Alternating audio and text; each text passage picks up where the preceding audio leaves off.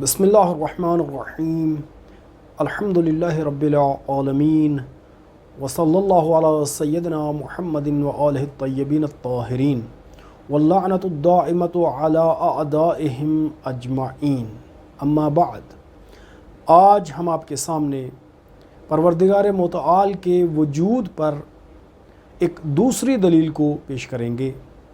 یہ دلیل امام علی علیہ السلام کا قول ہے، آپ کا فرمان ہے۔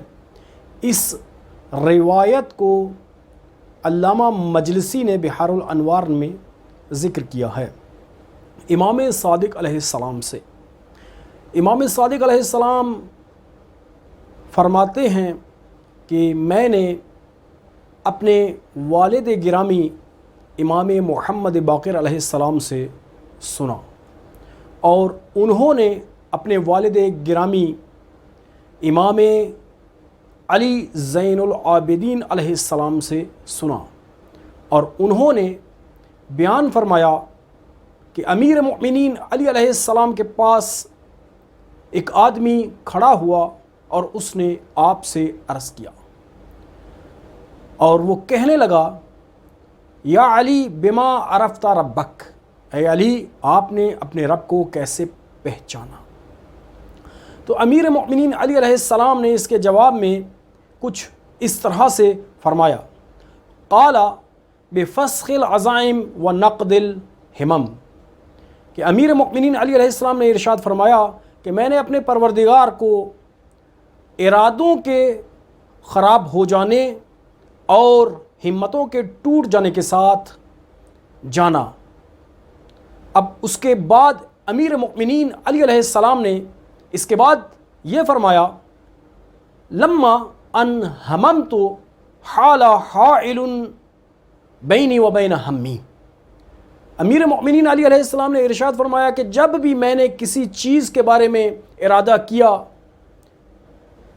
قصد کیا، تو میرے ارادے اور میرے مقصد کے درمیان ایک حائل آ گیا۔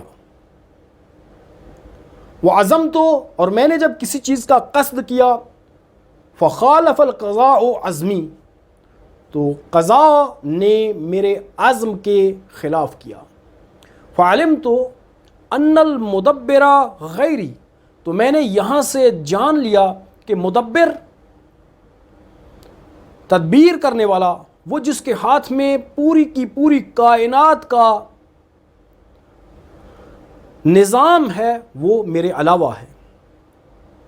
جب بھی انسان کسی کام کو انجام دینے کے لیے اسے انجام دینا چاہتا ہے تو سب سے پہلے انسان کی غرض اس کام کے ساتھ تعلق پکڑتی ہے۔ مقصود غرض کہ ایک چیز کو انجام دینے کے لیے سب سے پہلا مرتبہ جو ہے یہ غرض ہے۔ اس کے بعد شوق ہوتا ہے کہ جو اس غرض سے منبعث ہوتا ہے، یعنی انسان اس غرض کے تک پہنچنے کے لیے شوق پیدا کرتا ہے، اور یہ شوق اسی غرض سے ابھرتا ہے، اسی غرض سے نشأت لیتا ہے، پیدائش حاصل کرتا ہے، اسی سے پیدا ہوتا ہے۔ تیسری چیز ایک کام کے انجام دینے میں حرکت ہے اس فعل کی طرف، کہ انسان اٹھتا ہے اس فعل کو انجام دینے کے لیے۔ اور چوتھی چیز جو ہے، تیسری چیز ارادہ ہے اس فعل کی طرف، اور چوتھی چیز جو ہے وہ حرکت ہے اس فعل کو انجام دینے کے لیے۔ تو یہ چار چیزیں جب انسان سے واقع ہو جاتی ہیں تو یہ چونکہ مقدمات ہیں اس فعل کو انجام دینے کے لیے، تو مقتضی کامل ہو جاتا ہے، سبب تام ہو جاتا ہے، اور وہ چیز جو ہے وہ فعل انجام پاتا ہے۔ یعنی سب سے پہلے غرض ہے، اس کے بعد شوق ہے، اس کے بعد ارادہ فعل ہے، اس کے بعد اس فعل کے انجام دینے کے لیے حرکت ہے، اٹھنا ہے۔ یہ تمام مقدمات جب حاصل ہو جاتے ہیں تو اس فعل کا وجود حتمی ہو جاتا ہے، مقتضی تحقق پیدا کر لیتا ہے، اور وہ فعل واقع ہو جاتا ہے۔ لیکن کبھی ایسے بھی ہوتا ہے کہ انسان ایک فعل کو انجام دینے کے لیے اس کے لیے غرض کو مد نظر رکھتا ہے، شوق پیدا کر لیتا ہے، ارادہ فعل رکھتا ہے، اس فعل کو انجام دینے کے لیے حرکت بھی کرتا ہے، اٹھتا ہے، لیکن جب خداوند متعال نہ چاہے تو وہ فعل انجام نہیں پاتا۔ اسی چیز کی طرف امیر مؤمنین علی علیہ السلام نے اشارہ فرمایا ہے۔ دیکھنے میں بھی آتا ہے کہ جب اللہ کا نبی انہیں حکم ہوا کہ اسماعیل کو ذبح کر دو، ابراہیم نے خواب دیکھا، اور انبیاء کے خواب جو ہیں وہ حقیقت ہوتے ہیں، وہ واقعیت رکھتے ہیں، انہیں وحی کی حیثیت دی جاتی ہے۔